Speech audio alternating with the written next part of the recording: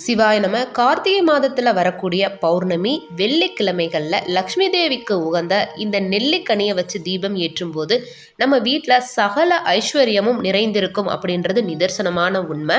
இது கார்த்திகை மாதம் மட்டும்தான் பண்ணணுமா அப்படின்னா கிடையாதுங்க. எல்லா வெள்ளிக்கிழமைகளிலுமே நம்ம வீட்டில் நெல்லிக்காய் தீபம் ஏற்றுறது ரொம்பவுமே சிறப்புங்க.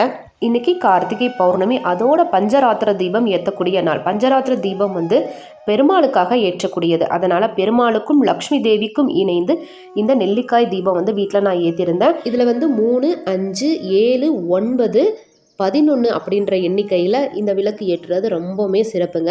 நீங்கள் வாரம் வாரம் வெள்ளிக்கிழமையில் ஒரு 3 நெல்லிக்காயை வச்சு நீங்கள் விளக்கு ஏற்றிட்டே வாங்க. ரொம்ப ரொம்ப ரொம்ப சிறப்பு. அதுவும் இப்போ நம்ம செவ்வாய்க்கிழமைகளில் செவ்வாய் ஓரையில் முருகப்பெருமானுக்கு வெற்றிலை தீபம் போடுறோம்ல, சேம் அதே மாதிரி வெள்ளிக்கிழமையில் சுக்கிர ஓரையில் மகாலட்சுமி தாயாருக்கு இந்த நெல்லிக்காய் தீபம் ஏற்றுறது